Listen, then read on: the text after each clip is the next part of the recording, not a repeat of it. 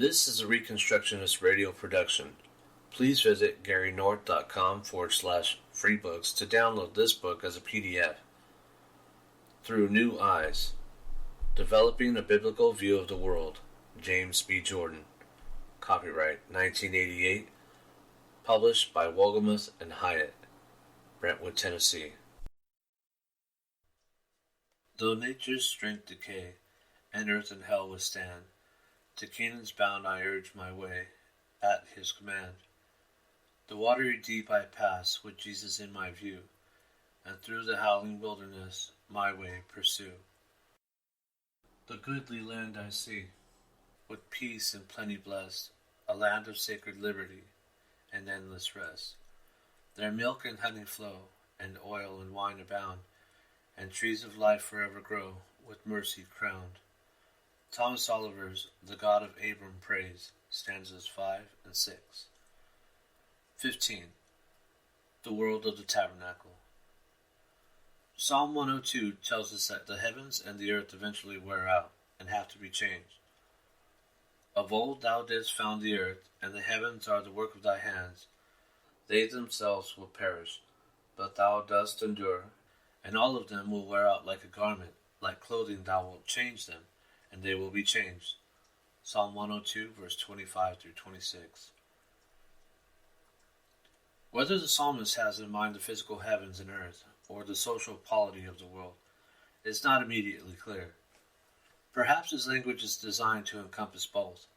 The principle he articulates, however, clearly applies to both, and it applies to the Abrahamic heavens and earth. They waxed old as the people grew into a nation. Eventually, there were too many people to be ruled by simple clan structures. The people began to break out of the seams of the old heaven and earth garment. God acted to change the garment. For one thing, once the people were reduced to slavery, the distinction between the bloodline of Jacob and the multitudes of servants in the nation broke down. All were servants now. When Israel came out of Egypt, we do not find an aristocracy of true-blooded Israelites dominating a plebeian class made up of the descendants of servants, as probably would have been the case had God not put the nation through the crucible of enslavement. The result of this change was the government by patriarchs shifted into government by elders. Exodus 3 verse 16, 4 verse 29. Men of discernment rather than men of blood came to hold power in Israel. Just as the social polity was forced to change, so was the symbolic polity. Living in cities during the period of slavery, Exodus 1 verse 11, the Hebrews were not able to establish worship oases. As a result, they began to worship at special tents set aside for the purpose. There is a clear reference to a special tent for God, a tent of meeting, in Exodus 33 verse 7 through 11. This passage cannot be referring to the tabernacle because it had not yet been built. These two changes in social and symbolic polity anticipated the new covenant that was to come, though in only a very rough way. As the Hebrews dreamed of freedom, they doubtless envisioned a return to the garden oasis of their fathers. God had something else in mind, something far more glorious, something they could not have envisioned.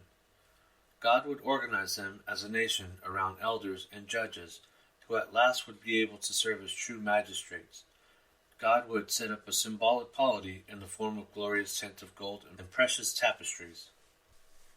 Thus God laid hold on the Hebrews and broke them down in the fires of his refinement, Exodus 3 verse 2 and 7.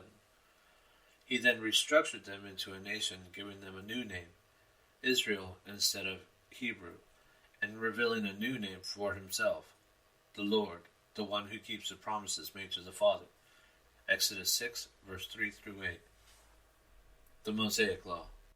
The Mosaic establishment, since it entailed a change in priesthood, also entailed a change in law, Hebrews 7 verse 12. The sacramental law of the patriarchal establishment was circumcision. The center of the Mosaic sacramental law was Passover, though circumcision continued. Stemming from the Passover were all kinds of other sacramental laws. The center of the Mosaic social law was the Ten Commandments. Stemming from the Ten Commandments were all kinds of other social laws. One major change in social law instituted with Moses was an expansion of the laws of incest. Formerly, Only cross-generational incest had been forbidden. Genesis 2, verse 24, 19, verse 30 through 38. Abraham had married a sister, just as Cain and Seth obviously had married theirs. Genesis 20, verse 12. Jacob had married two sisters, Genesis 29, verse 18 through 30. Now both brother-sister marriages and marrying two sisters were forbidden, Leviticus 18, verse 6 through 18. In making his people a nation, God gave them social laws as part of the Mosaic Law. There is a good deal of misunderstanding about the Mosaic Law in Christendom today. The three most common errors about the law are that it was harsh, was impossible to obey, and is irrelevant to us today. Against the first misconception that the law was harsh, we have to say that our God is a God of love. God never gave any mean, harsh, unreasonable, or cruel laws. God's laws, even those thundered from Sinai, were loving, joyous, peaceful, patient, kind, good, faith-filled, gentle, long-suffering, temperate, and spiritual. If they seem harsh to us, it is either because we have misinterpreted them or because we are still looking at them from a secular humanistic perspective. We dare not, however, judge the Bible by our own modern standards. Against the second misconception, that the laws were so tough, so demanding, and so stringent that nobody could ever keep them, we must say that this is not so. The Bible tells us that Zacharias and Elizabeth were both righteous in the sight of God, walking blamelessly in all the commandments and requirements of the Lord. Luke 1, verse 6. Clearly, the law could be kept, and was kept by many godly people. True, they were not perfect, but they kept the law by bringing sacrifices to cover their sins. Galatians 4, verse 1 says that the people in the Old Covenant were like children, and Galatians 3, verse 24 says that the law was like a tutor for children. The law, then, was a simplified accommodation for children. We expect more from adults than from children. Adults have greater responsibilities and are more accountable than children. Thus, the New Covenant law is actually much tougher to obey because it makes so many demands on our inward attitudes. Why do people think the Mosaic law was hard to keep? In general, it's because they do not know what the law really commanded, and because they have the Mosaic law confused with the rabbinical traditions of Judaism. The rabbinical traditions were a heavy yoke. Matthew 15, verse 1 through 20, Mark 7, verse 1 through 23, Acts 15, verse 10, and Matthew 23, verse 4. Jesus called the people back to the Mosaic law, making it his own, and in doing so, said that he was offering an easy yoke. Matthew 5, verse 20 through 48, 11, verse 29 through 30. We should then briefly look at the Mosaic law. What about all those sacrifices, you may ask?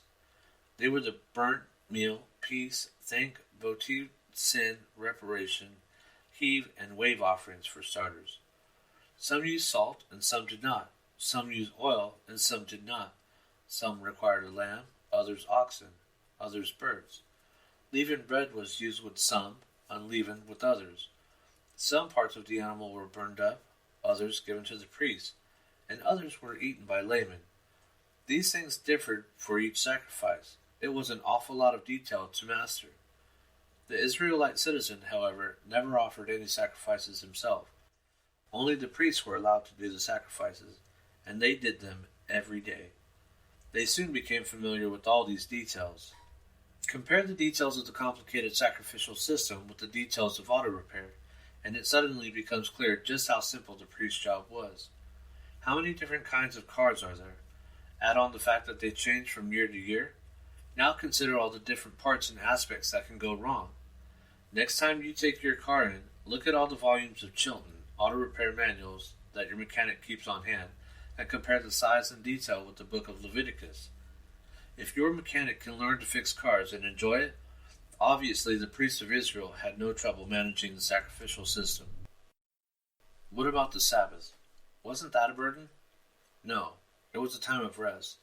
But weren't they forbidden to cook on the Sabbath? No, they kept the Sabbath as a feast. But weren't they forbidden recreation on the Sabbath? No, the Bible nowhere says this. Well then, what did they do? They went to church to worship God at the synagogue, Leviticus 23, verse 3, and relaxed the rest of the day. The Sabbath was not an impossible burden. What about all those cleansing rules in Leviticus 11 through 15? Well, in the first place, becoming unclean only meant one thing. you were not permitted to go into the forecourt of the tabernacle and bring a sacrifice. Since most forms of uncleanness only lasted a day or a week, it was no real burden to be unclean.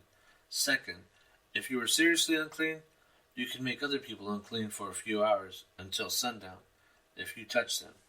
But again, that was only a matter of concern if the other person were on his way to offer his sacrifice.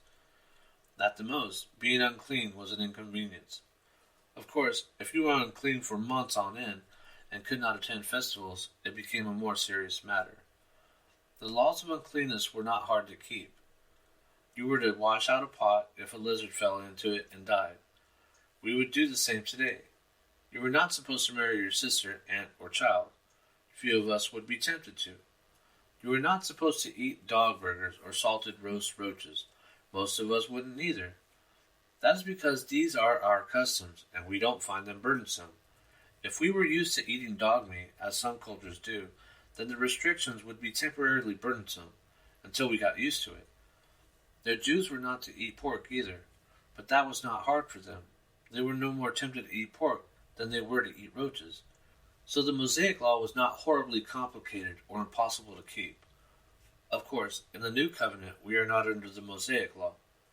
The sacrifice of Jesus Christ replaces all the sacrifices of Moses. Christ has cleansed the world once and for all in his resurrection, and so the laws of uncleanness no longer apply to us. That is, they no longer apply as laws. In terms of their symbolism, they still provide wisdom. That does not mean that the law is irrelevant, however, which is the third common misconception. The Mosaic law has been ignored by the Church for a couple of centuries. In reaction against this, some have taken up the Mosaic social laws as a virtual blueprint for modern society. The proper middle ground is to understand the typological nature of the Mosaic economy. The Old Covenant is a type of the New, and the Mosaic establishment, like the other establishments we are looking at, is a type of the kingdom of Christ. As a type, it is filled with wisdom for us. A proper approach to the Mosaic law asks 4 questions. First, it asks what this law meant in the Old Covenant. Second, it asks how this law was fulfilled in Jesus Christ. Third, it asks how this law is to be fulfilled in the church, which is in union with Christ. And fourth, it asks what relevance this law may have in shaping wider society outside the church. If we keep such a procedure in mind, the Mosaic laws can be of great value to us, and we can avoid the dangers of legalism on the one side and antinomianism on the other. Remember that a type is something that makes an imprint. If we allow the Mosaic law to imprint itself on our hearts, meditating on its Old and New Covenant significance, we will acquire inner wisdom, and this inner wisdom will enable us to apply God's fundamental principles creatively to modern problems, many of which are not explicitly dealt with in the law. For instance, pornography. The Mosaic polity. We turn now to the social heavens and earth of Israel under the Mosaic establishment. There was a clear separation of church and state in the Mosaic covenant. Only the family of Aaron could serve as priests in the tabernacle, and only the tribe of Levi could assist them. This meant that no officer of the state could be an officer of the church, and separated the two institutions definitively. 2 Chronicles 26, verse 16 through 19. The law distinguished between civil punishments on the one hand and ecclesiastical ones, such as cutting off from the people or excommunication, on the other. The civil polity of Israel had been anticipated during the Egyptian sojourn, and consisted of elders who served as judges. When Israel came out of Egypt, she had never before been a nation in the sense of having a civil order. Her elders had simply been leading men. Now, however, a system of courts was needed. God brought Jethro to help them set it up, Exodus 18. Jethro was a Noahic priest king, Exodus 2 verse 16, 18 verse 12, head of the Kenite branch of the Midianite nation, Genesis 25 verse 2, Exodus 2 verse 16, Judges 1 verse 16. Contrast Numbers 22 verse 4, Numbers 25 and 31. Jethro was Moses' father-in-law, and for 40 years Moses had observed Jethro managing the nation, Acts 7 verse 30. Thus, Moses had been trained in civil government. Under Jethro's God-inspired advice, Moses set up a series of judges and appeals courts in Israel, elders over tens, fifties, hundreds, and thousands, with himself as supreme judge. Moses' successor was Joshua, and after him came other judges, some who oversaw the entire nation, and others who judged in more localized areas. None of these judges was a king, and those who aspired to be were thwarted. None had a standing army or praetorian guard. Rather, in time of military distress, they had to depend exclusively on the Israelite voluntary militia. The last of these judges was Samuel, who presided over the dissolution of the Mosaic establishment, and who laid the foundation for the new Davidic establishment that replaced it. In the patriarchal establishment, as we have seen, there were many garden oasis sanctuaries set up by men. These were places of routine worship and sacrifice. In the Mosaic establishment, the patriarchal oasis church was divided into two institutions, tabernacle and synagogue. The synagogue continued the patriarchal tradition of being set up in many places at the determination and design of men. The tabernacle continued the patriarchal sanctuary in that in the tabernacle architecture, the altars, trees, and wells of the patriarchs were woven into an organized structure. The tabernacle, however, was expressly designed by God and was located at his command, the new location being indicated by the movement of the glory cloud. The sacrificial worship focused at the 3 annual festivals was centralized at the tabernacle. Only the priest might approach the altar and the tent to offer sacrifice to maintain the tent. The Levites were set apart as guards and helpers of the tabernacle area. By way of contrast, the worship of preaching and prayers was decentralized into local synagogues, pastored by Levites who live in the towns. Deuteronomy 14 verse 27, 29, and Judges 17 verse 7, 19 verse 1. For the most part, scholars use the term synagogue to refer to the highly structured institution that had developed by the time of our Lord, and that continues in Judaism today.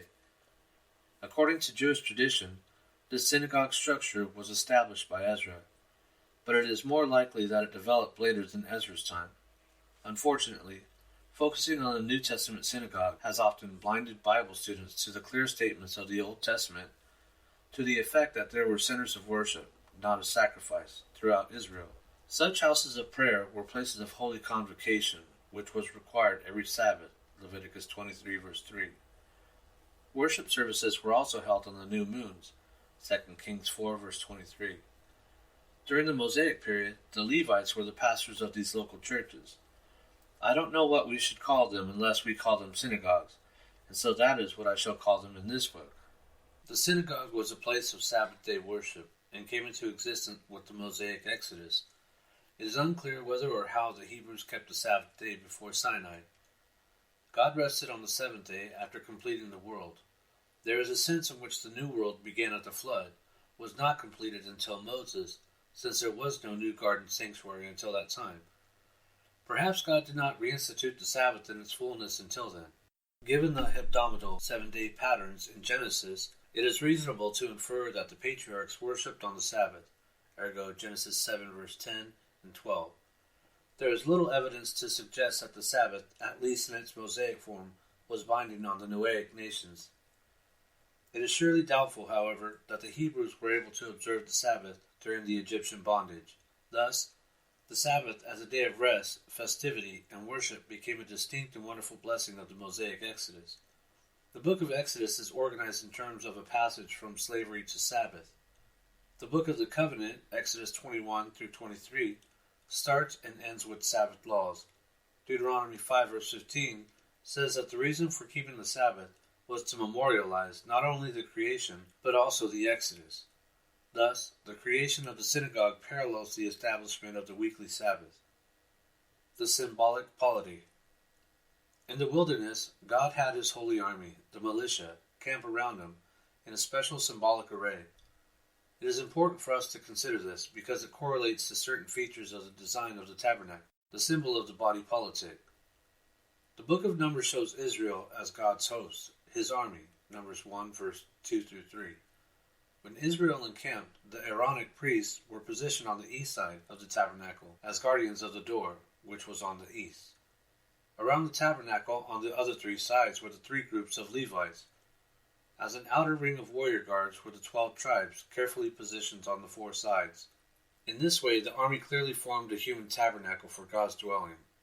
Exodus 23 verse 17, 34 verse 23, Deuteronomy 16, verse 16. Meredith G. Klein has written that God's house building, as depicted in Exodus, is of two kinds. There is first the structuring of the people themselves into a formally organized house of Israel.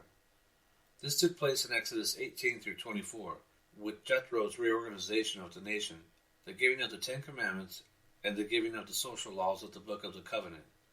Then, having narrated the building of this living house of God's habitation, the book of Exodus continues with an account of the building of the other, more literal house of Yahweh, the tabernacle. Though a more literal house than the living house of Israel, the tabernacle house was designed to function as symbolical of the other. The kingdom people house was the true residence of God, a concept more fully explored and spiritualized in the New Testament. The book of Exodus closes by bringing together these two covenant-built houses in a summary statement concerning Yahweh's abiding and the glory cloud in his tabernacle house, in the sight of all the house of Israel. 40, verse 34 through 38. This brings us to a consideration of the tabernacle as a symbol of the Mosaic establishment. There are 5 aspects of the tabernacle which we wish to consider. First, the tabernacle was a house for God. Second, since the universe of heaven and earth is God's house, the tabernacle symbolized the heavens and the earth. Third, the tabernacle was a holy mountain, specifically reproducing the configuration of Mount Sinai. Fourth, since God's house is his people, the tabernacle symbolized the body politic of Israel at this stage of history. And fifth, since the people house started out in Adam and eventually came to be in Christ, and since Christ is the true Israel, the tabernacle also symbolized the righteous individual person, and as such was the type of Christ. The tabernacle as God's house. First of all, the tabernacle was a place for God to dwell. The innermost chamber, the most holy, was his throne room. God sat enthroned upon the wings of the cherubim, with his feet resting on the mercy seat. Into this room only one man, the high priest, could go, and only once a year, to clean the footstool. Leviticus 16, verse 14 through 15. This was biblically to prevent God from becoming displeased, lest he remove his feet from the footstool and depart from Israel, thus withdrawing his protection. The outer room, the holy place, was the living area of the tent. In it were 3 pieces of furniture. There was a lamp to give light, there was a dinner table with bread on it, and there was an incense platform. We today use potpourri and scent sprays to make our homes smell nice. In the ancient world, before flush toilets were developed and when animals lived very close at hand, the noisome smells were stronger and people burned incense regularly to make their homes smell nice. Outside the tent was the kitchen area.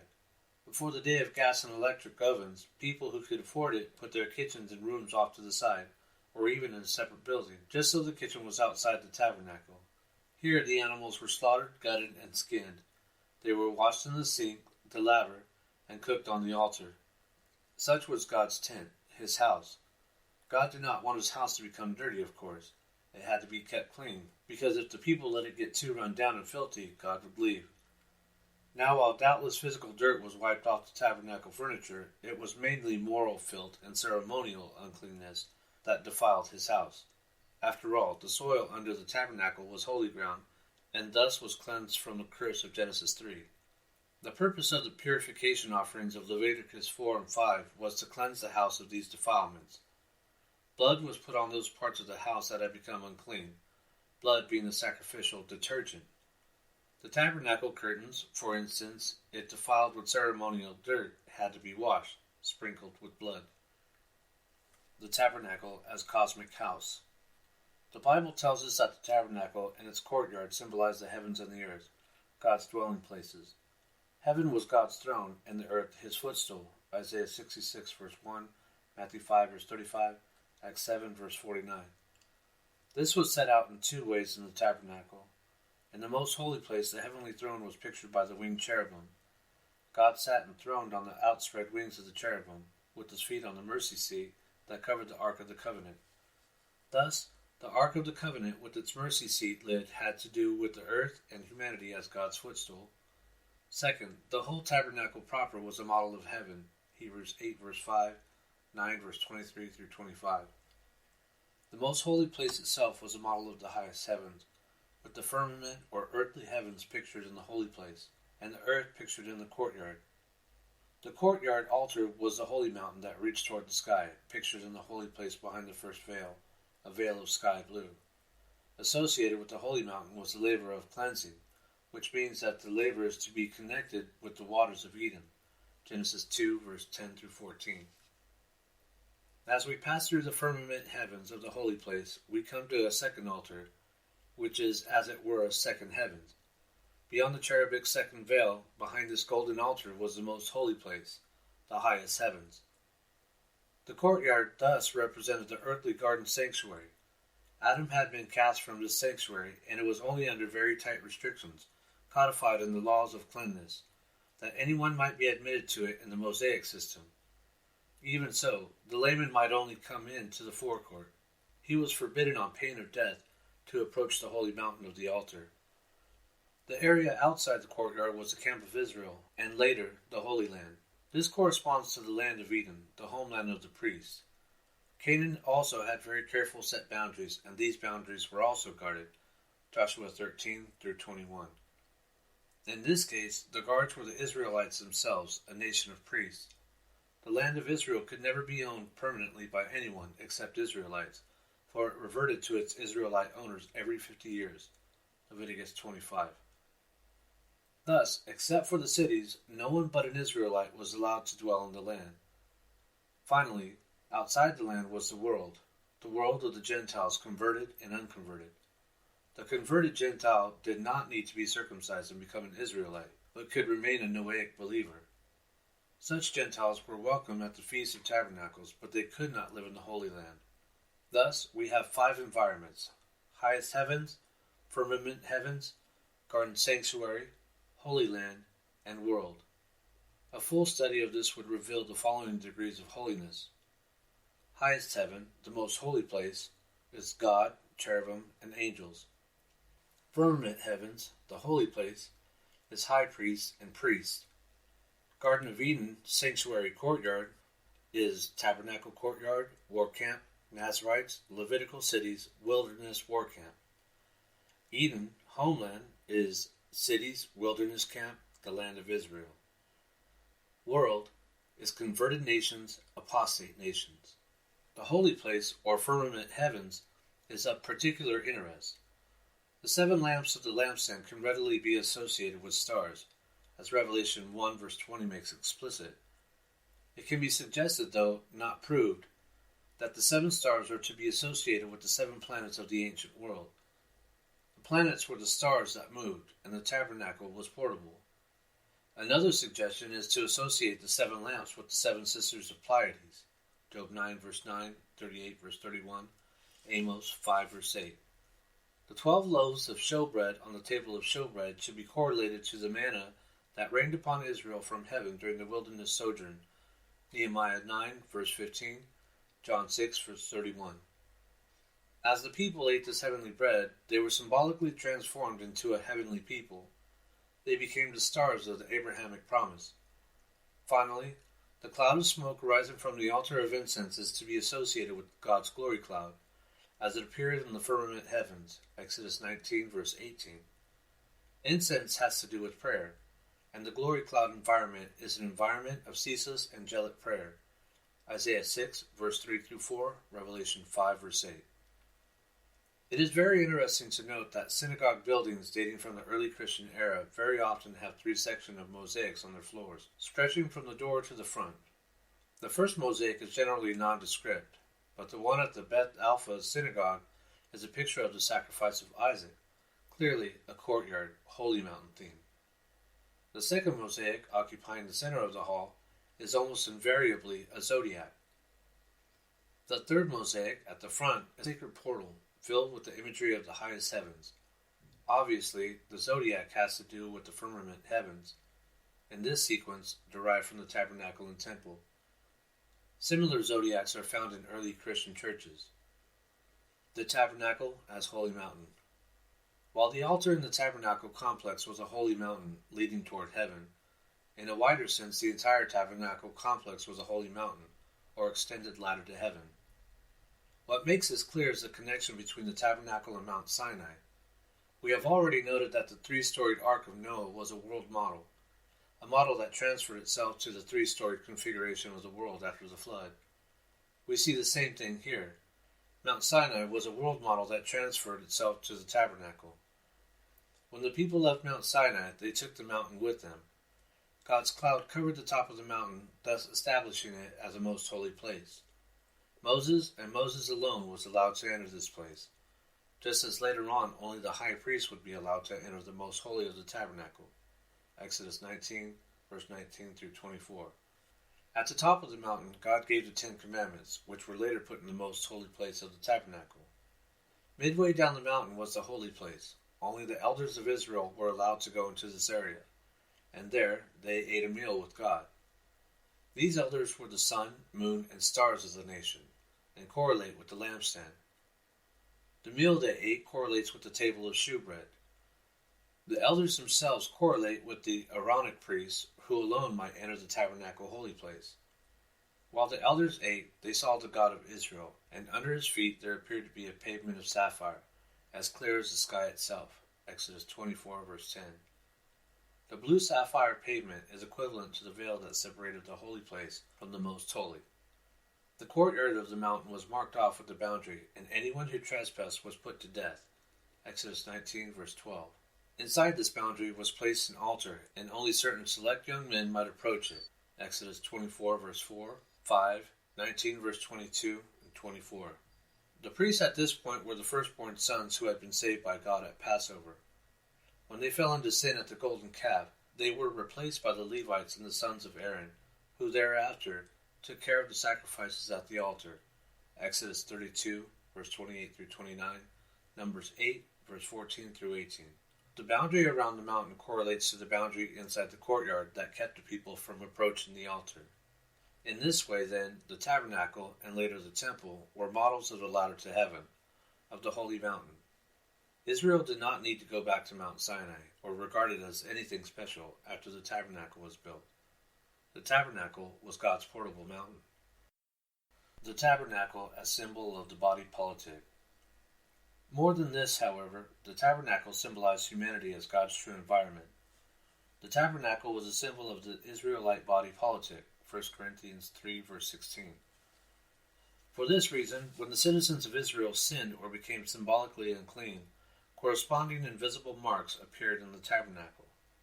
The more unclean the people became, the more unclean the tabernacle, its furniture, vessels, curtains, pillars, etc. became. To cleanse the tabernacle, then, symbolized cleansing the people. Exodus 24, verse 4 and 8. Only a cleansed people could draw near to God, and God would remain dwelling only in the midst of a cleansed people. Only a cleansed people could form a throne for God, so that he would be willing to sit enthroned on the praises of Israel, his feet resting on them. Psalm 22, verse 3. Ultimately, then, the entire tent was symbolic. The veil signified ranks of guardians around the throne, places where God's feet would rest. The veils of cloth became defiled when the people they represented became defiled. To cleanse the people, blood was put on the veils and on the altars and mercy seat. The ranks of guardians stood to keep people away from God, lest God either become angry and destroy them, or become even angrier and pack up and move out, leaving his house desolate and abominated, and leaving his people to their doom. Ezekiel 8 through 11. Thus, these ranks of guardians were shoes between God and the cursed soil of humanity. Accordingly, the veils were also shoes. The outermost veil was significantly made of the same stuff as fine shoes, dolphin leather, and this correlation is made plain in the allegory of Ezekiel 16, verse 10. I clothed you with embroidered cloth and put sandals of dolphin leather on your feet, and I wrapped you with fine linen and covered you with silk. Except for the silk, this is a description of the tabernacle and its veils. The only kind of people God would permit to draw near to him were people who properly imaged him, Genesis 1, verse 26. Such people also needed to be shod. Of course, since the tabernacle was set up on holy ground, they did not have to wear shoes there, but they had to wear shoes everywhere else. As we have seen in chapter 8, the animals that symbolize God's holy people were all animals who wore shoes, or who were particular about where they set their feet. If a man ate an unshoed animal, he became symbolically unshoed himself, and could not enter the sanctuary precincts to offer sacrifice. The three zones of the tabernacle complex symbolized three groups of people. If the high priest sinned, blood had to be sprinkled on the ark in the most holy place. Leviticus 16, verse 11 through 14. If a regular priest sinned, blood was sprinkled on the veil and on the golden altar in the holy place. Thus, the holy place furniture was closely associated with the priest as the heavens of Israel. If the congregation as a whole sinned, this also defiled the holy place, which meant that the congregation as a whole was a heavenly people to the nations of the world. Leviticus 4, verse 1 through 21. If a citizen sinned, blood was put on the courtyard altar, and this was also the case if a civil leader sinned. Leviticus 4, verse 22 through 35. Now, all of the above were for unintentional sins. Once a year, atonement was made for the high-handed sins of the congregation, and on this occasion, blood was put on the ark in the most holy place. Leviticus 16, verse 15 through 16. What emerges from this is a series of associations, a societal worldview. The congregation is associated with the highest heavens, with the firmament heavens, and with the courtyard.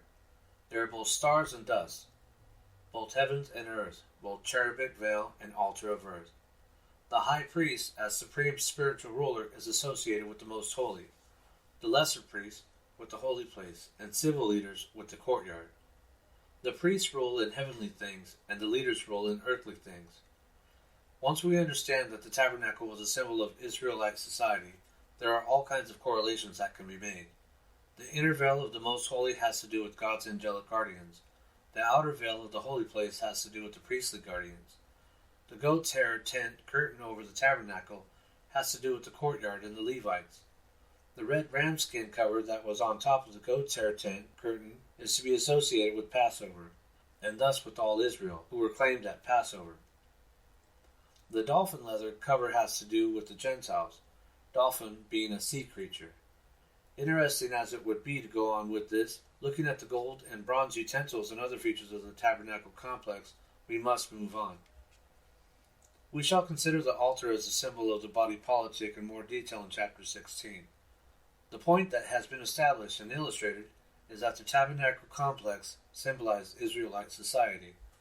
When the tabernacle complex is torn apart in 1 Samuel, it symbolizes the rending of Israelite society. The tabernacle as human person.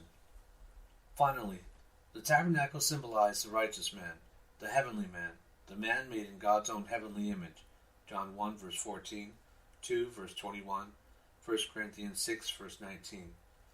We ought not to think of this as a visual symbol, so that the most holy place is the head and the altar the feet. Rather, the tabernacle symbolized the person in a more holistic fashion. The most holy place symbolized the innermost parts of the man, both head and heart. The holy place had to do with the senses, while the courtyard had to do with the outer man, the skin. Jesus said that the lamp of the body is the eye. If therefore your eye is clear, your whole body will be full of light. But if your eye is bad, your whole body will be full of darkness. Matthew 6, verse 22 through 23. There is a kind of inverted metaphor here. Lamps shine forth light, but eyes take light in. The rest of Jesus' statement is forcefully symbolic also. If our eye is good, the light fills our body with light. This can immediately be related to lampstand in the tabernacle, which filled the house with light. The righteous man lets the light of God's glory fill his body, his life. But what is true of the eye is also true of the other organs also. If the lamp of the body is the eye, then the incense of the body is the nose. If our nose is unstopped, our whole body will be filled with incense. Similarly, the food of the body is the mouth. If our taste is good, our body will be filled with God's heavenly manna and showbread. Let us also recall the high priest always wore bells when he entered the holy place. Exodus 28, verse 34 through 35. The bell of the body is the ear. If our ear is clear, our body will be filled with God's glorious voice.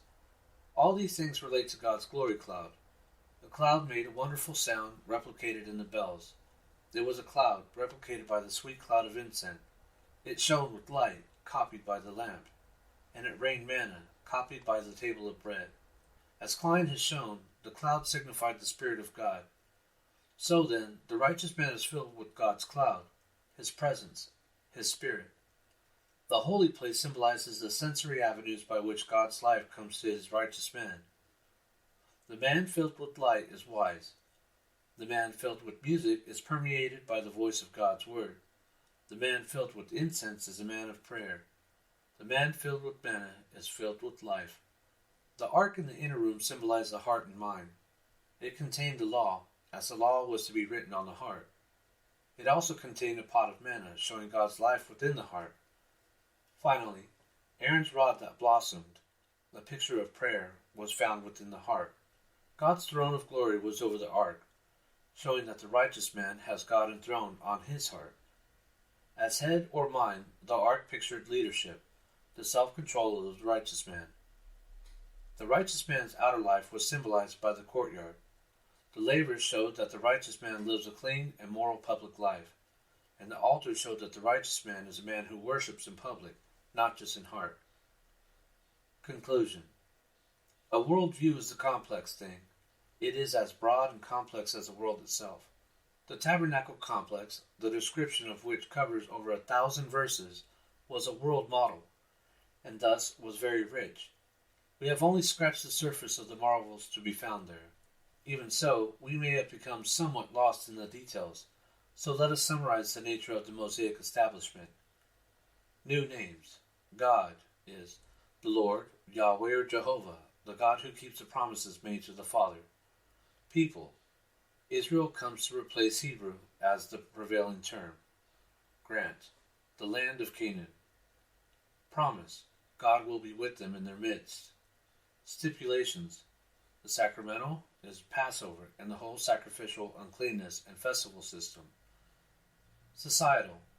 The Ten Commandments and the Mosaic Law as a whole, both as it symbolized society, tabernacle, and sacrifice, and as it legislated for society, the case laws of Exodus and Deuteronomy. Polity. Church is separation of church and state, priests at tabernacle, Levites at synagogues. State is local elders with judges at the top. And symbol, the tabernacle complex. The Reconstructionist Radio Podcast Network brings to you a complete lineup of podcasts where you will hear practical and tactical theology. Our desire is not simply that you consume our shows, but that you also live out your faith in every area of life. We can talk all day long about these things, but if we fail to put them into practice, then we fail as ambassadors of Jesus Christ, our King. Subscribe now to your favorite Reconstructionist Radio Podcast Network shows, or you can subscribe to the Reconstructionist Radio Master Feed, where all of the content we produce, including the audiobooks and audio articles, will pop up as soon as they are available. And don't forget to visit ReconstructionistRadio.com to volunteer as a narrator or to partner with this ministry financially. May the Holy Spirit stir you into action for Christ and His kingdom.